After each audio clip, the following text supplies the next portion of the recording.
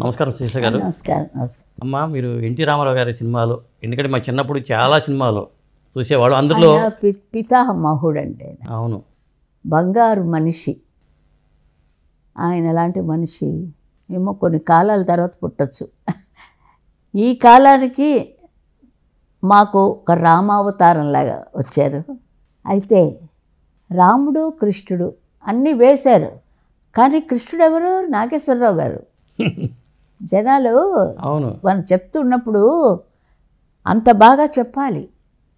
నేను అనుభవించింది నేను చెప్తున్నా. ఆయన వాళ్ళ మీద నాకు ఉండే అభిమానంతో రామారావు గారు గోల్డెన్ మనసు అండి, మెత్తటి మనసు. నాది డోలక్ సత్యం గారు అని టీవీ రాజుగారు వారికి సొంతంగా ఎప్పుడు వాళ్ళ కంపెనీలో ఉంటారు, మ్యూజిక్ డైరెక్టర్ డోలక్ సత్యం గారు.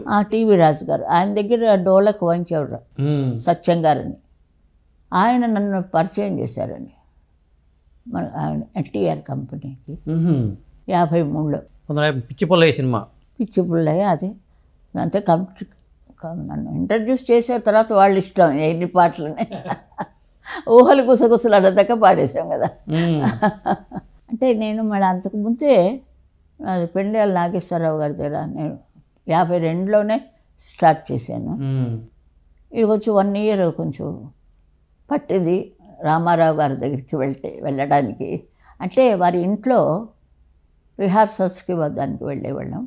ఇంకా బసవ తారకమ్మ గారు మహా ఇల్లాలండి ఆవిడ. అంటే చెప్పుకోవడం కాదు, అది నిజంగా మనస్ఫూర్తిగా నేను చెప్తున్నానండి. మరి మిగతా అందరూ ఆవిడ ఒక మాట మాట్లాడరు, ఎప్పుడు నవ్వుతారు. మేము రిహార్సల్ అయిపోయిన లోపల వెళ్ళిపోతాం, ఆవిడతో తాగేసి అక్కడే ఆవిడతో మాట్లాడి ఎక్కువ మాట్లాడరు. ఆవిడ ఎంతోమంది పిల్లల్ని రామారావు గారికి ఇచ్చారు. పిల్లలు అంతమంది చల్లగా వాళ్ళందరూ 100 ఏళ్ళు చల్లగా ఉండాలి రామారావు గారు. ఇది కలియుగం ఎండ్ అయ్యేదాకా ఇది అందరి నోట్లో మెలగాలని నా కోరిక. అంటే నేను కూడా ఉండను కదా, ఎవరు ఎప్పుడు ఉంటారు ఎప్పుడు పోతారు అంతే. ఇప్పుడు అగ్రిమెంట్ లేదు మనకి.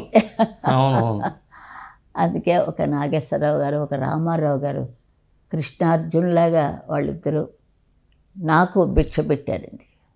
సంగీత భిక్ష వాళ్ళ ప్రొడక్షన్స్లో పాడి నేను ఇంత దాన్ని అయ్యానంటే వాళ్ళ యొక్క ఆ స్తంభాల యొక్క దాని మీద ఎక్కి మూల స్తంభాలుగా వాళ్ళు చాలా అన్నపూర్ణ పిక్చర్స్ ఆవిడ చాలా నాగేశ్వరరావు గారు చెప్పక్కర్లేదు. ఇద్దరేనండి. మన ఇల్లు పావనం చేశారు రామారావు గారు. అప్పుడు నాకు కొంచెం అదే మా వారు ఇదవడం నుంచి ఇంటికే వచ్చేసారు. ఇంటికి చక్కగా మఠం వేసుకొని కూర్చొని మా అని చెప్పి నన్ను ఓదార్చి ఒక గంట ఉన్నారు. ఇక్కడ ఆ సోఫాలో కూర్చొని మఠం వేసుకొని కూర్చున్నారు.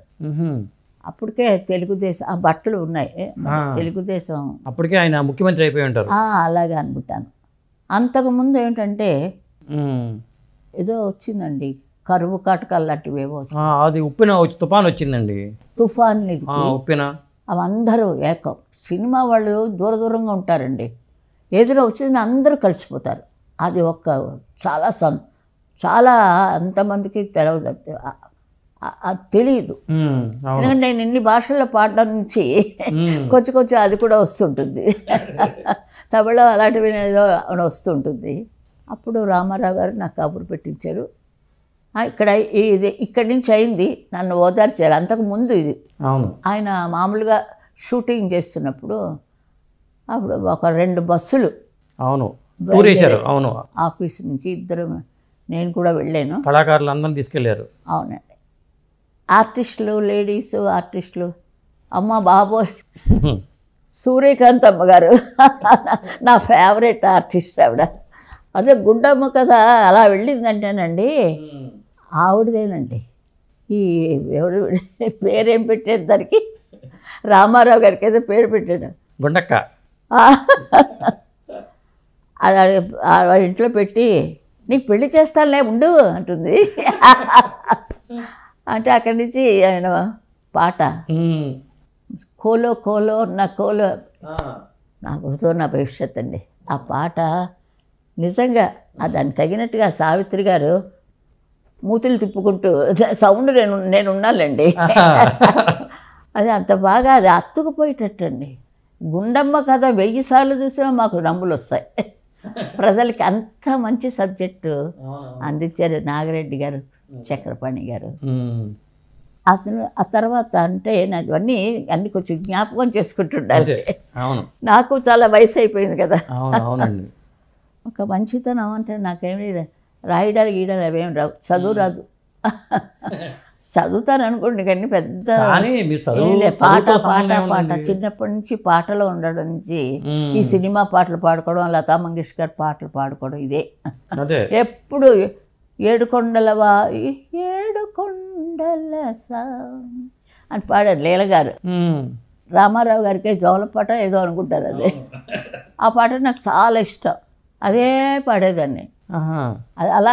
అలాగా నేను వెలుగులోకి వచ్చాను. తర్వాత మెడ్రాస్ వచ్చి అదంతా మీకు తెలుసు.